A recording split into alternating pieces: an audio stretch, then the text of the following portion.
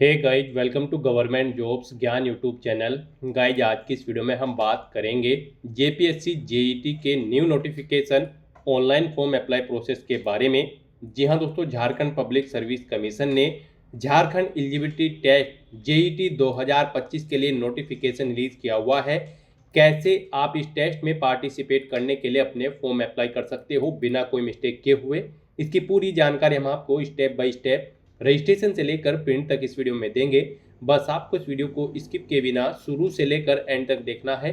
उसके बाद वीडियो पसंद आए तो इसे लाइक और शेयर कर दें। चैनल पर नए हो तो इसे सब्सक्राइब कर लें। साथ ही साथ आपको फॉर्म अप्लाई करते हुए जो जो भी प्रॉब्लम फेस हो रही है उन सभी का हल आपको इस वीडियो में मिल जाएगा। कैसे यहाँ पर आपको लास्ट डेट एक्सटेंड होने के बाद अपना फॉर्म अप्लाई करना है जिससे कि आपका फॉर्म रिजेक्ट न हो, पूरी जानकारी आपको इस वीडियो में दी जाएगी। बस आपको एंड तक हमारे साथ इस वीडियो में बने रहना है। तो बिना कोई वक्त गंवाए चलिए शुरू करते हैं। आपको इस वीडियो के डिस्क्रिप्शन बॉक्स में हमारी वेबसाइट IND-sarkari-naukri.in के इस पेज का लिंक मिल जाएगा।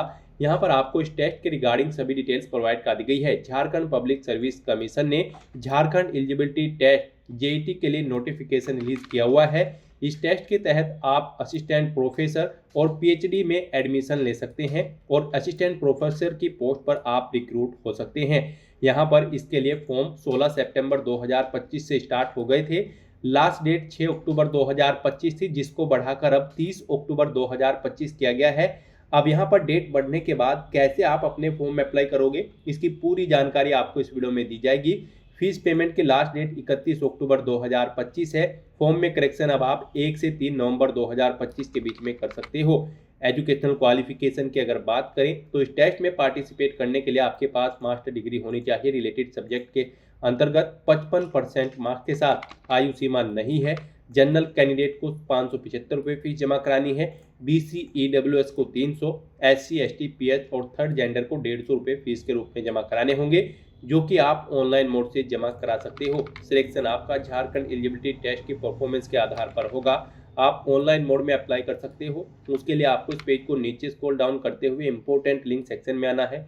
ऑफिशियल नोटिफिकेशन PDF लिंक पर क्लिक करके इस टेस्ट के नोटिफिकेशन को ओपन कर लेना है और इसमें से आपको पूरी डिटेल रीड कर लेनी है। यहाँ पर आपको सभी डिटेल्स प्रोवाइड कर दी गई है, जैसे कि क्या टेस्ट का नाम है, कैसे आप इसके लिए अप्लाई कर सकते हो, कब से कब तक अप्लाई कर सकते हो, क्या इसमें पार्टिसिपेट करने के लिए आपका एलिजिबिलिटी क्राइटेरिया होना चाहिए। पूरी जानकारी आपको इस टेस्ट के रिगार्डिंग इस नोटिफिकेशन में दे दी गई है। आप सभी डिटेल्स यहाँ से रीड आउट करें, उसके बाद अपने फॉर्म अप्लाई कर लें। फॉर्म अप्लाई करने के लिए भी आपको हमारी वेबसाइट के इसी पेज पर ही अप्लाई ऑनलाइन का लिंक दिया गया है। जैसे ही आप इस लिंक पर क्लिक करेंगे, आपके सामने यहाँ पर झारखंड पब्लिक सर्विस कमीशन का ये पोर्टल ओपन होगा। गाइस, यहाँ पर अगर आपने पहले से रजिस्ट्रेशन कर रखा है तो आपको यहाँ पर कैंडिडेट लॉगिन की टैब दी गई है। आपको इस पर क्लिक करना है और अपनी बेसिक डिटेल्स प्रोवाइड कराते हुए आपको लॉगिन कर लेना है। लॉगिन करते हुए यहाँ पर आपके पास 3 ऑप्शन है। आप ईमेल आईडी के थ्रू लॉगिन कर सकते हो, मोबाइल नंबर के थ्रू, या फिर OTR ID के थ्रू यहाँ पर आप लॉगिन कर सकते हो। ईमेल आईडी ऑप्शन अगर आप सेलेक्ट करते हैं तो ईमेल आईडी आप अपनी एंटर करें, फिर जनरेट OTP ऑप्शन पर क्लिक करें। आपकी ईमेल पर एक OTP आएगा, वो OTP आप यहाँ पर एंटर करें। ये कैप्चा कोड आप यहाँ पर एंटर करें और लॉगिन की स्टेप पर क्लिक करते हुए अपने डैशबोर्ड में लॉगिन कर ले और वहाँ से आप फॉर्म अप्लाई कर ले। और अगर आप यहाँ पर मोबाइल नंबर ऑप्शन सेलेक्ट करते हैं तो फिर आपको अपना मोबाइल नंबर एंटर करना होगा। जनरेट OTP ऑप्शन पर क्लिक करके कैप्चा कोड यहाँ पर एंटर करना होगा और फिर लॉगिन की टैब पर क्लिक करते हुए आपको लॉगिन कर लेना होगा। तो इस तरह से यहाँ पर आप इन तीनों ऑप्शन में से किसी भी ऑप्शन का यूज करते हुए लॉगिन कर सकते हो और अपना फॉर्म अप्लाई कर सकते हो। और गाइस, यहाँ पर अगर आप इस पोर्टल के थ्रू किसी भर्ती या फिर एग्जाम में पार्टिसिपेट करने के लिए फर्स्ट टाइम अप्लाई करने जा रहे हो तो सबसे पहले यहाँ पर आपको अपना रजिस्ट्रेशन करना होगा। उसके लिए आपको यहाँ पर न्यू रजिस्ट्रेशन की टैब दी गई है, आपको इस पर क्लिक करना है और अपनी बेसिक इन्फॉर्मेशन प्रोवाइड कराते हुए यहाँ पर आपको अपना रजिस्ट्रेशन करना है। सबसे पहले गाइस, यहाँ पर आपको अपना आधार कार्ड नंबर एंटर करना है, उसे एक बार फिर से एंटर करके कंफर्म कर लेना है। फिर आप अपना मोबाइल नंबर यहाँ पर एंटर करें, उसे एक बार फिर से एंटर करें। सेंड OTP ऑप्शन पर क्लिक करें। आपके मोबाइल नंबर पर एक OTP आएगा, वो OTP आप यहाँ पर एंटर करते हुए अपना मोबाइल नंबर वेरीफाई कर लें। फिर यहाँ पर आपको अपनी ईमेल आईडी एंटर करनी है, वही ईमेल आईडी एक बार फिर से एंटर करनी है। उसके बाद आपको सेंड OTP ऑप्शन पर क्लिक करना है। आपकी ईमेल आईडी पर एक OTP आएगा, वो OTP आप यहाँ पर वेरीफाई कर लें। उसके बाद फिर गाइस, यहाँ पर आपको अपना नाम एंटर करना है अपनी 10वीं की मार्कशीट के अकॉर्डिंग। अपना नाम एक बार फिर से एंटर करके उसे आपको कंफर्म कर लेना है। फिर यहाँ पर आपको अपनी 10वीं क्लास का रोल नंबर एंटर करना है। उसके बाद यहाँ पर आपसे पूछा गया कि क्या आपने कभी अपना नाम चेंज किया है। अगर किया है तो आप यस करेंगे और फिर चेंज नेम यहाँ पर देंगे और उसे एक बार फिर से एंटर करके कंफर्म कर लेंगे। चेंज नहीं किया है कभी आपने अपना नाम तो नो ऑप्शन ही सिलेक्ट रहने देंगे। फिर यहाँ पर आपको अपनी डेट ऑफ बर्थ इस कैलेंडर में से सिलेक्ट कर लेनी है, वही डेट ऑफ बर्थ एक बार फिर से सिलेक्ट करके कंफर्म कर ले। अपना जेंडर यहाँ पर आप सिलेक्ट करें, उसे भी एक बार फिर से सिलेक्ट करके कंफर्म कर ले। उसके बाद यहाँ पर आपको अपने फादर का नाम एंटर करना है, फादर का नाम एक बार फिर से एंटर करके उसे कंफर्म कर लेना है। ऐसे ही फिर यहाँ पर आपको अपना मदर का नाम एंटर करना है, उसे भी कंफर्म कर लेना है। उसके बाद आपके पास कोई अल्टरनेट मोबाइल नंबर है तो वो यहाँ पर आप एंटर कर सकते हैं, नहीं है तो इस कॉलम को खाली छोड़ दें। इस तरह से अपने डिटेल प्रोवाइड करने के बाद फिर आपको यहाँ पर सेव एंड नेक्स्ट के इस ऑप्शन पर क्लिक कर देना है। फिर यहाँ पर आपको आपके रजिस्ट्रेशन की डिटेल का पूरा प्रीव्यू शो कर दिया गया है, आपको सभी डिटेल केयरफुली चेकआउट करनी है। उसके बाद यहाँ पर अगर कोई मिस्टेक है तो आप यहाँ पर अपडेट के बटन पर क्लिक करके एडिट कर सकते हैं, नहीं तो यहाँ पर गाइस जब आपको आई एग्री के स्टेप पर क्लिक कर देना है। इस तरह से यहाँ पर आपका one time registration successfully complete हो चुका है। आपको एक OTR नंबर यहाँ पर प्रोवाइड कर दिया गया है, ये OTR नंबर आपके रजिस्टर्ड मोबाइल नंबर और ईमेल आईडी पर भी सबमिट कर दिया गया है। तो यहाँ पर गाइस अब आपको ओके के इस ऑप्शन पर क्लिक करना है। उसके बाद यहाँ पर आपको लॉगिन के इंटरफेस पर रिडायरेक्ट कर दिया जाएगा। यहाँ पर गाइड अब आप अपनी ईमेल आईडी का यूज करते हुए लॉगिन कर सकते हो, या फिर मोबाइल नंबर या फिर OTR आईडी जो आपको प्रोवाइड कराई गई है उसका यूज करते हुए यहाँ पर आप अप्लाई कर सकते हो। यहाँ पर आप अपनी ईमेल आईडी, मोबाइल नंबर या फिर OTR नंबर एंटर करें किसी भी ऑप्शन का यूज करते हुए, फिर आप जनरेट OTP ऑप्शन पर क्लिक करें। उसके बाद आपके मोबाइल नंबर या फिर ईमेल आईडी पर एक OTP सबमिट किया जाएगा, वो OTP आपको यहाँ पर एंटर करना है, ये कैप्चा कोड आपको यहाँ पर एंटर करना है और लॉगिन की स्टेप पर क्लिक करते हुए आपको अपने डैशबोर्ड में लॉगिन कर लेना है। नेक्स्ट यहाँ पर आपको अपना पासवर्ड क्रिएट करना है। पासवर्ड यहाँ पर आप अपना एंटर करें, वही पासवर्ड कंफर्म पासवर्ड फील्ड में एंटर करें। इसके लिए आपको गाइडलाइन दी गई है, आपका पासवर्ड 8 से 15 कैरेक्टर के बीच में होना चाहिए और ये अल्फा न्यूमेरिक फॉर्मेट में होना चाहिए।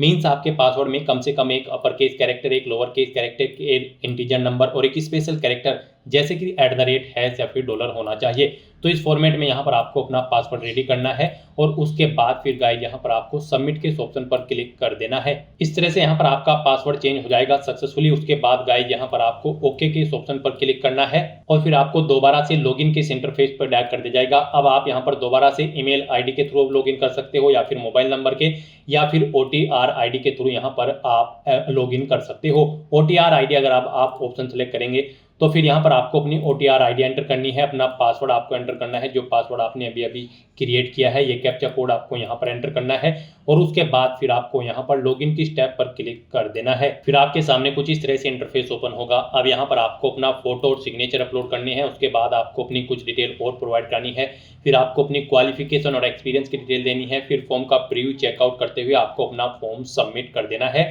इस तरह से यहाँ पर 6 स्टेप में आपका फॉर्म कंप्लीट होगा। तो गाइस यहाँ पर अब आपको अपना फोटो और सिग्नेचर अपलोड करने हैं, इनके लिए भी आपको गाइडलाइन दी गई है। यहाँ पर आपका फोटो 10 KB से 200 KB के बीच में होना चाहिए। Recent passport size colour photo यहाँ पर आपको अपना अपलोड करना होगा, उसकी DPI यहाँ पर 200 होनी चाहिए। यहाँ पर JPG फॉर्मेट में आपका फोटो होना चाहिए। सिग्नेचर भी यहाँ पर आपके 4 KB से 30 KB के बीच में होने चाहिए, 200 DPI उनकी होनी चाहिए। JPG फॉर्मेट में आपके सिग्नेचर होने चाहिए। तो यहाँ पर आपको चूज फाइल के ऑप्शन पर क्लिक करना है, फाइल को सिलेक्ट कर लेना है और अपना फोटो और सिग्नेचर यहाँ पर आपको अपलोड कर देने हैं और उसके बाद फिर गाइस यहाँ पर आपको सेव एंड नेक्स्ट के ऑप्शन पर क्लिक कर देना है। नेक्स्ट यहाँ पर आपको कुछ अपनी अदर डिटेल प्रोवाइड करनी है। सबसे पहले यहाँ पर आपको अपनी कैटेगरी सिलेक्ट करनी है। उसके बाद आपसे पूछा गया कि क्या आप person with benchmark disability candidate है और आपकी डिसेबिलिटी 40% से अबव है, अगर है तो आप यस करेंगे और फिर डिसेबिलिटी का टाइप सेलेक्ट करेंगे, फिर यहाँ पर सब टाइप ऑफ डिसेबिलिटी देंगे और उसके बाद यहाँ पर आपसे पूछा गया कि क्या आपको स्क्राइब की जरूरत पड़ेगी एग्जाम में, अगर पड़ेगी तो यस करेंगे। तो यहाँ से पर इस तरह से आपको अपनी डिसेबिलिटी की डिटेल दे देनी है और अगर आप डिसेबिलिटी नहीं है, आप डिसेबिलिटी कैंडिडेट नहीं है तो आप सिंपली नो ऑप्शन सेलेक्ट करेंगे। फिर आपसे पूछा गया कि क्या आप एक सर्विसमैन है, अगर है तो यस करेंगे और फिर नहीं है तो नो ऑप्शन सेलेक्ट करेंगे। अपनी नेशनलिटी आप सेलेक्ट करेंगे, अपना मैरिटल स्टेटस देंगे, आप मैरिड हो या फिर अनमैरिड, फिर आपको अपना डोमिसाइल स्टेट सेलेक्ट करना है झारखंड। उसके बाद आपको अपना कोरोस्पोंडेंस एड्रेस यहाँ पर एंटर करना है, फिर आपको अपना परमानेंट एड्रेस यहाँ पर एंटर करना है और अगर आपका परमानेंट एड्रेस आपके कोरोस्पोंडेंस एड्रेस के अकॉर्डिंग सेम है तो यहाँ पर आप इस चेकबॉक्स को ओके कर देंगे। Same as correspondence address, automatically आपका परमानेंट एड्रेस आपके कोरोस्पोंडेंस एड्रेस के अकॉर्डिंग फिल हो जाएगा। इस तरह से अपने सभी डिटेल्स यहाँ पर फिल करने के बाद गाइस फिर आपको सेव एंड नेक्स्ट के ऑप्शन पर क्लिक कर देना है। नेक्स्ट यहाँ पर आपको अपनी क्वालिफिकेशन की डिटेल प्रोवाइड करनी है।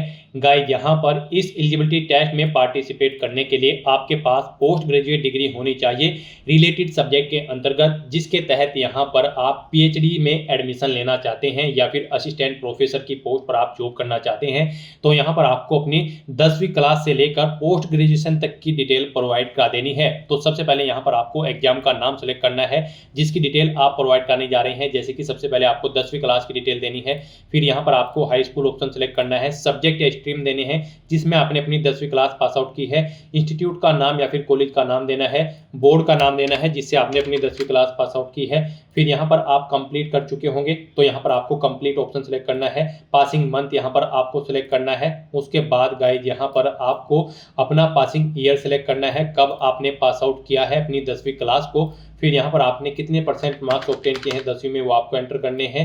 आपकी फर्स्ट क्लास थी, सेकंड थी या थर्ड थी, ऑप्शन सेलेक्ट करें। फिर यहाँ पर आपको अपनी 10वीं क्लास का सर्टिफिकेट नंबर ऐड कर देना है, एंटर कर देना है। और फिर गाइज यहाँ पर आपको उसके बाद ऐड के इस ऑप्शन पर क्लिक करके अपनी ये क्वालिफिकेशन की डिटेल यहाँ पर ऐड कर देनी है। इस तरह से यहाँ पर आपको अपनी 10वीं क्लास से लेकर पोस्ट ग्रेजुएशन तक की डिटेल ऐड कर देनी है। अपनी क्वालिफिकेशन की सभी डिटेल्स ऐड करने के बाद फिर आपको सेव एंड नेक्स्ट के इस ऑप्शन पर क्लिक कर देना होगा। नेक्स्ट आपको आपके एप्लीकेशन फॉर्म का पूरा प्रीव्यू शो कर दिया गया है। आपको सभी डिटेल्स केयरफुली चेकआउट करनी है, पेज को नीचे स्क्रॉल डाउन करना है, डिक्लेरेशन सेक्शन में आना है, इस चेकबॉक्स को ओके करना है। फिर आपको सिग्नेचर ऑफ एप्लीकेंट में क्या आपके सिग्नेचर सही है तो यहाँ पर आपको इस चेकबॉक्स को ओके करना है। इस तरह से यहाँ पर अगर आपके फॉर्म में कोई मिस्टेक है चेकआउट करने के बाद तो आप बैक बटन पर क्लिक करके एडिट कर सकते हैं। और अगर सभी चीजें ओके हैं तो गाइस यहाँ पर बस अब आपको कंफर्म के इस ऑप्शन पर क्लिक कर देना है। इस तरह से यहाँ पर आपका one time registration successfully complete हो चुका है, आपको मैसेज शो कर दिया गया है। अब आप यहाँ पर एलिजिबल हो, जो अवेलेबल पोस्ट है उन पर अप्लाई करने के लिए। तो यहाँ पर अप्लाई करने के लिए गाइज अब आपको to apply please click here के इस लिंक पर क्लिक कर देना है, या फिर गाइज यहाँ पर आपको ओके के इस ऑप्शन पर क्लिक करना है। फिर यहाँ पर आपको आपके डैशबोर्ड में डायरेक्ट कर दिया जाएगा। अब गाइज यहाँ पर अप्लाई करने के लिए आपको अप्लाई फॉर पोस्ट के इस ऑप्शन पर क्लिक करना है और उसके बाद अप्लाई फॉर पोस्ट के इस ऑप्शन पर क्लिक कर देना है। फिर यहाँ पर झारखंड पब्लिक सर्विस कमीशन के इस पोर्टल के थ्रू जितनी भी भर्तियां फिर एग्जाम निकले हुए हैं उनकी लिस्ट आपको शो कर दी जाएगी। यहाँ पर आपको झारखंड एलिजिबिलिटी टेस्ट 2025-24 के लिए अप्लाई करना है, तो उसके लिए आपको यहाँ पर अब guys click here to view के इस ऑप्शन पर क्लिक कर देना है। यहाँ पर आपको इस एग्जाम के रिगार्डिंग सभी डिटेल्स प्रोवाइड कर दी गई है, जैसे कि इसकी रजिस्ट्रेशन की स्टार्टिंग डेट क्या है, अप्लाई करने की लास्ट डेट क्या है, कब से कब तक आप मॉडिफाई कर सकते हो, फीस पेमेंट कर सकते हो, सभी डिटेल्स यहाँ पर आपको दे दी गई है। तो यहाँ पर आप जिस भी टेस्ट या फिर भर्ती के लिए अप्लाई करना चाहते हैं उसके लिए आपको क्लिक हियर टू व्यू के लिंक पर क्लिक करना है। फिर यहाँ पर आपको उस भर्ती या फिर टेस्ट के रिगार्डिंग डिटेल्स प्रोवाइड कर दी जाएगी। उसके बाद गाइड फिर यहाँ पर आपको अप्लाई नाउ के इस लिंक पर क्लिक करना है। फिर यहाँ पर आप ये सभी जनरल इंस्ट्रक्शंस रीड करें और उसके बाद आई एग्री की इस टैब पर क्लिक कर दें। फिर यहाँ पर आपको अपनी कुछ डिटेल्स प्रोवाइड करनी है। सबसे पहले यहाँ पर आपको पेपर सेकंड का सब्जेक्ट सेलेक्ट कर लेना है। उसके बाद यहाँ पर आपसे पूछा गया कि क्या आपने यहाँ पर previous JET exam 2006 pass out कर रखा है, अगर कर रखा है तो यस करेंगे। और फिर यहाँ पर आपको सब्जेक्ट देना होगा जेईटी 2006 का, और फिर क्वेश्चन पेपर का मीडियम यहाँ पर आपको अपने सेलेक्ट करना होगा। और गाइज अगर आप यहाँ पर जेईटी 2006 में पहले पार्टिसिपेट नहीं किए हैं तो यहाँ पर आपको नो ऑप्शन सेलेक्ट करना होगा। बस यहाँ पर अब आपको अपना क्वेश्चन पेपर का मीडियम सेलेक्ट करना है, किस लैंग्वेज में यहाँ पर आप अपना जेईटी 2024 का क्वेश्चन पेपर चाहते हैं, हिंदी या फिर इंग्लिश लैंग्वेज में, आप लैंग्वेज सेलेक्ट करें। उसके बाद आपसे पूछा गया कि क्या आप प्रेजेंट में एम्प्लॉय हैं किसी गवर्नमेंट सेक्टर में, अगर हैं तो यस करेंगे। और फिर यहाँ पर उसकी डिटेल प्रोवाइड कराएंगे, जैसे कि यहाँ पर आपको डेजिग्नेशन या पोस्ट का नाम देना होगा जिस पर आप कार्यरत है, डिपार्टमेंट ऑफिस का नाम देना होगा, कब से कब तक आपने यहाँ पर ज्वाइन किया है या फिर आप जॉब कर रहे हैं या फिर छोड़ चुके हैं वो डेट आपको देनी है। ईयर मंथ डे इनके अकॉर्डिंग आपकी कैलकुलेट करके यहाँ पर शो कर दी जाएंगे। सपोर्टिव डॉक्यूमेंट कोई एक्सपीरियंस का है तो आप उसे यहाँ पर अपलोड कर सकते हैं। इस तरह से यहाँ पर आप अपनी जॉब्स की डिटेल प्रोवाइड कर सकते हैं। और अगर आप एम्प्लॉय नहीं है गवर्नमेंट सेक्टर में तो फिर आप नो ऑप्शन सेलेक्ट करेंगे, फिर आपकी डिटेल नहीं देनी होगी। फिर आपसे पूछा गया कि क्या आप स्पोर्ट पर्सन हैं और आप क्लेम करना चाहते हैं, रिजर्वेशन लेना चाहते हैं स्पोर्ट्स के अंतर्गत, तो यहाँ पर यस करें। स्पोर्ट मेडल सेलेक्ट करें, कौन सा मेडल आपके पास था, नहीं है तो आप नो ऑप्शन सेलेक्ट करेंगे। फिर आपसे पूछा गया कि क्या आपको कभी यूपीएससी या फिर किसी अन्य पब्लिक सर्विस कमीशन ने एग्जाम में बैठने से रोका है, अगर रोका है तो यस करें और फिर उसकी डिटेल यहाँ पर प्रोवाइड कर दें, नहीं रोका है तो नो ऑप्शन सेलेक्ट करेंगे। फिर यहाँ पर आपको बताना है कि क्या आप किसी चेयरमैन, मेंबर्स या फिर गैजेटेड या फिर नॉन गैजेटेड एम्प्लॉय के रिलेशन में हैं, जेपीएससी में, अगर हैं तो यहाँ पर आप एम्प्लॉय का नाम देंगे उसका झारखंड के, नहीं है तो यहाँ पर आप नो मेंशन कर देंगे। इस तरह से अपनी डिटेल प्रोवाइड करने के बाद फिर आपको यहाँ पर सेव एंड नेक्स्ट के इस ऑप्शन पर क्लिक कर देना है। नेक्स्ट यहाँ पर आपको अपने डॉक्यूमेंट अपलोड करने हैं। यहाँ पर आपके डॉक्यूमेंट 50 KB से 300 KB के बीच में होने चाहिए, पीडीएफ फॉर्मेट में होने चाहिए। यहाँ पर आपको अपने डॉक्यूमेंट का नंबर देना है, फिर आपको वो किसके द्वारा इशू किया गया है उस डेजिग्नेशन का यहाँ पर आपको नाम देना है, उस अथॉरिटी का, फिर यहाँ पर आपको कब इशू हुआ है वो डेट आपको सेलेक्ट कर लेनी है। उसके बाद यहाँ पर आपको चूज फाइल के ऑप्शन पर क्लिक करना है, फाइल को सेलेक्ट कर लेना है और अपना डॉक्यूमेंट यहाँ पर आपको अपलोड कर देना है। इस तरह से यहाँ पर आपको अपने 1 बाय 1 करके सभी डॉक्यूमेंट अपलोड करने होंगे। यहाँ पर आपको अपना हाई स्कूल का सर्टिफिकेट, हाई स्कूल की मार्कशीट अपलोड करनी है, इंटर का सर्टिफिकेट मार्कशीट अपलोड करनी है, ग्रेजुएशन का सर्टिफिकेट मार्कशीट, पोस्ट ग्रेजुएशन का सर्टिफिकेट मार्कशीट, और यहाँ पर आपको अपना कास्ट सर्टिफिकेट या फिर इनकम एसेट सर्टिफिकेट अपलोड करना है, डोमिसाइल सर्टिफिकेट अपलोड करना है, अपना कोई आईडी प्रूफ यहाँ पर आपको अपलोड करना है, जैसे कि voter ID, driving licence, PAN card या फिर पासपोर्ट। यहाँ पर आपको इन डॉक्यूमेंट्स को अपलोड करने के लिए चूज फाइल के ऑप्शन पर क्लिक करना है, फाइल को सिलेक्ट कर लेना है और 1 बाय 1 करके इनकी डिटेल्स प्रोवाइड करते हुए यहाँ पर आपको अपने इन डॉक्यूमेंट्स को अपलोड कर देना है। उसके बाद गाइस यहाँ पर आपको अपनी एग्जाम सिटी की प्रेफरेंस देनी है। यहाँ पर आप 3 एग्जाम सिटी सिलेक्ट करें, जिसे फर्स्ट नंबर पर प्रेफरेंस देना चाहते हैं उसे फर्स्ट नंबर पर सिलेक्ट करें, जिसे सेकंड नंबर पर आप प्रेफरेंस देना चाहते हैं उसे सेकंड, और जिसे थर्ड पर आप सिलेक्ट कर लें। इस तरह से अपनी सभी डिटेल्स प्रोवाइड करने के बाद फिर गाइस आपको यहाँ पर सेव एंड नेक्स्ट के ऑप्शन पर क्लिक कर देना है। नेक्स्ट आपको आपके एप्लीकेशन फॉर्म का पूरा प्रीव्यू शो कर दिया गया है। आपको सभी डिटेल्स केयरफुली चेकआउट करनी है, पेज को नीचे स्क्रॉल डाउन करना है, डिक्लेरेशन सेक्शन में इस चेकबॉक्स को ओके करना है, यहाँ पर सिग्नेचर के चेकबॉक्स को भी आपको ओके करना है और उसके बाद फिर गाइस आपको सेव एंड नेक्स्ट के ऑप्शन पर क्लिक कर देना है। नेक्स्ट यहाँ पर आपको अपना फीस पेमेंट करना है। यहाँ पर आपको आपकी कैटेगरी के अकॉर्डिंग एप्लीकेशन फीस का अमाउंट शो कर दिया जाएगा। अब आपको ये कैप्चा कोड यहाँ पर एंटर करना है और उसके बाद फिर आपको पे नाउ के ऑप्शन पर क्लिक कर देना है। गाइस यहाँ पर जनरल कैटेगरी कैंडिडेट को 575 रुपये फीस जमा करानी है, BC EWS कैंडिडेट को 300, SC ST PH और थर्ड जेंडर को 150 रुपये फीस जमा करानी होगी। नेक्स्ट आपके सामने फीस पेमेंट का गेटवे ओपन हो जाएगा। आप debit card, credit card, UPI या फिर नेट बैंकिंग के माध्यम से अपना फीस पेमेंट कर सकते हैं। यहाँ पर आपके लिए सबसे इजी और बेस्ट ऑप्शन UPI का रहेगा, तो आप UPI के ऑप्शन पर क्लिक करें। फिर आपके सामने कुछ इस तरह से इंटरफेस शो होगा। यहाँ पर आप अपनी UPI ID एंटर करके फीस पेमेंट कर सकते हो या फिर आप QR कोड के थ्रू भी फीस पेमेंट कर सकते हो। आप जनरेट QR कोड के ऑप्शन पर क्लिक करें, आपके सामने ये QR कोड शो होगा। आप इसे अपने UPI से स्कैन करें और अपना फीस पेमेंट कर दें। सक्सेसफुली फीस पेमेंट करने के बाद आपका फॉर्म सबमिट हो जाएगा। उसके बाद आपको अपने फॉर्म का एक हार्ड कॉपी प्रिंट आउट ले लेना है फ्यूचर यूज के लिए, फ्यूचर रेफरेंस के लिए। तो दोस्तों ऐसे आप झारखंड एलिजिबिलिटी टेस्ट 2025 के लिए अपना फॉर्म अप्लाई कर सकते हो बिना कोई मिस्टेक किए हुए। आज की इस वीडियो में बस इतना ही। आई होप ये वीडियो आपको पसंद आई होगी। अगर पसंद आई हो तो इसे लाइक और शेयर करें, चैनल पर नए हो तो इसे सब्सक्राइब कर लें। Thanks for watching.